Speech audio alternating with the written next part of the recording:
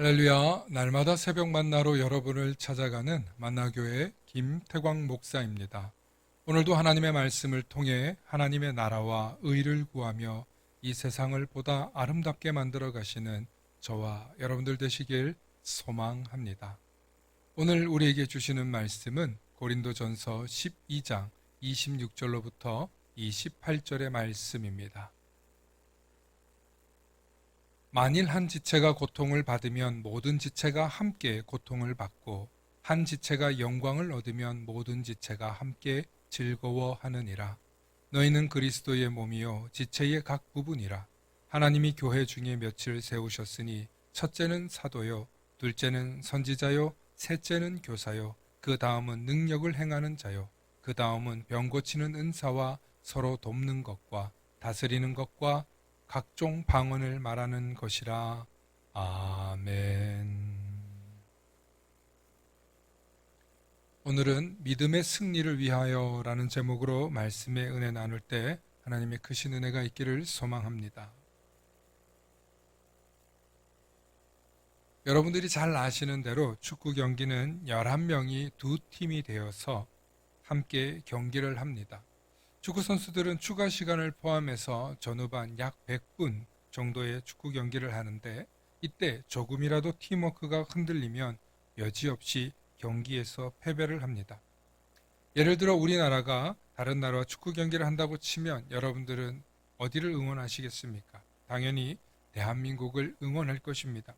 열심히 우리 팀이 잘하길 바라는 마음으로 응원하는데 그 11명의 선수들 가운데 한두 사람이 실수하거나 부족하면 반드시 골을 먹게 됩니다.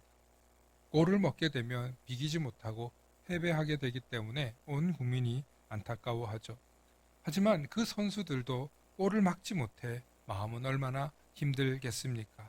국가를 대표해서 경기에 나섰으니 얼마나 많은 책임감과 또 자신감과 마음 여러 가지 마음으로 경기에 임했을 것입니다. 그럼에도 불구하고 축구 경기는 약한 쪽을 공략해야만 이길 수 있습니다. 그래서 축구 경기는 아무리 한 사람이 잘해도 이길 수 없고 또 못하는 사람을 잘 메꾸지 못하면 반드시 패배하게 되어 있는 팀워크 경기입니다. 팀워크가 탄탄하고 서로 유기적으로 연약한 부분들을 잘 메꿔 나갈 때 경기에서도 승리할 수 있는 것입니다. 그런데 놀라운 것은 아무리 약한 부분이 있어도 정말 정신력으로 팀워크로 문제를 해결해 나갈 때 승리할 수 있는데 그 대표적인 사건이 2002년 한일 월드컵 때 일어난 일이었습니다. 분명 실력으로는 우리 선수들이 유럽 선수들을 이길 수 없었습니다. 그런데 정신력으로 똘똘 뭉치고 관중들은 우레와 같은 소리로 응원을 하니 세계 최고의 팀 중인 하나인 스페인과 이태리를 우리가 이기는 이변을 일으켰습니다. 사랑하는 성도 여러분, 교회도 마찬가지입니다. 담임 목사가 아무리 혼자서 용을 쓰고 뛰어난다 하더라도 교회는 부흥할 수 없습니다. 온 교인들이 함께 힘을 합쳐 서로 유기적으로 팀워크를 이룰 때 교회도 부흥하고 승리할 수 있는 것입니다. 지금은 더욱더 교회의 부흥과 성장을 논하기 어려운 시대입니다. 분명히 인구가 감소했고 더 이상 성장할 수 없는 시대를 살고 있는 것도 맞습니다. 그러다 보니 많은 사람들이 교회의 쇠퇴기, 하락기를 말하고 있습니다. 수많은 교회들이 줄어들고 있고 반토막 나고 있고 기라성 같은 교회들조차도 점점 더 어려워지고 있습니다. 교회의 리더십이 무너지고 성도들끼리 일치단결하던 시대는 지났다고 할 정도로 최근 교회의 성도들의 모습은 오합지졸, 삼삼오오 흩어져 있습니다. 서로 더 이상 협력하지 않습니다. 적당히 목회자는 월급쟁이가 되어가고 있고 성도들은 최소한의 헌신과 어떻게 하면 꾸준 일과 힘든 일은 피하고 어떻게 하면 눈에 보이는 일만 할까 하고 궁리 중인 시대입니다. 내가 다닐 때 내 교회지 내가 떠나면 얼마나 새롭게 갈 수 있는 교회들이 많은데 굳이 내가 이 교회에서 이렇게 희생하고 고생할 필요가 뭐가 있나 라는 생각을 하는 성도들이 지금은 너무나 많다고 합니다. 실상은 참된 그리스도인, 그리스도의 군사가 되기를 원치 않기 때문입니다. 왜냐하면 목회자들이 성도들을 강력하게 훈련하여 군대처럼 부흥시키려고 하면 어느샌가 슬금슬금 도망치고 빠져나가기 일쑤이기 때문에 그렇습니다. 교회는 목회자들로만 구성된 교역자뿐만 아니라 성도들로 구성된 목장이나 구역처럼 성도들끼리도 팀워크가 매우 중요합니다. 또 남녀 신도의 각 교육부서 등 골고루 부서마다 성장해야만 교회는 성장합니다. 어느 한쪽만 팀워크가 깨지고 어느 한쪽만 무너져도 교회는 반드시 위기와 어려움을 겪게 됩니다. 그래서 교회는 강력한 군대처럼 성장하고 변화하려면 성도들의 믿음과 헌신으로 무장되어야 합니다. 그러므로 교회를 섬기는 것이 즐겁고 교회의 부흥을 꿈꾸고 헌신하는 성도들이 있을 때 교회는 반드시 부흥합니다.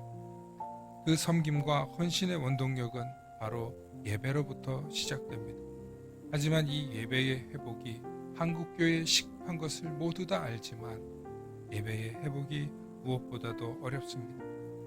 코로나라는 현실적인 어려움이 한국교회를 뒤덮었고 마스크로 지금도 성도들의 입을 막고 있기 때문에 그렇습니다. 그러나 마스크를 쓰고 있다 할지라도 코로나가 우리를 두렵게 한다 할지라도 우리의 믿음의 고백은 흔들리지 말아야 합니다. 모이기를 힘쓰고 믿음의 고백을 소통하며 살아 역사하시는 하나님을 의지하며 나아갈 때 그 교회는 반드시 예배의 회복을 이룰 것입니다. 예배의 회복이 이루어져야 교회가 살아납니다. 성도의 삶이 살아납니다. 그리고 이 나라와 이 민족도 살아납니다. 오늘도 내가 예배의 주인공이 되겠다. 내가 예배의 중심이 되겠다는 심정으로 예배를 섬기시고 예배를 위해서 미리 준비하시고 또 주님의 이름을 부르짖으며 교단과 성도들과 교회를 위해 기도하시는 우리 모든 성도님들 되시길 간절히 부탁드립니다. 감사합니다. 샬롬. 다 함께 기도하시겠습니다. 사랑과 은혜가 충만하신 아버지 하나님 참으로 감사합니다.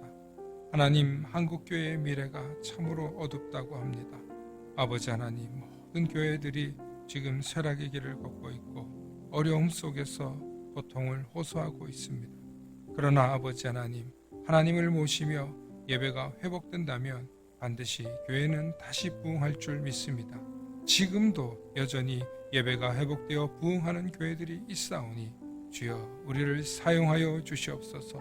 내가 예배의 주인공 되게 하시고 나를 통하여서 일하실 하나님을 기대하는 성도들 되게 하여 주시옵소서.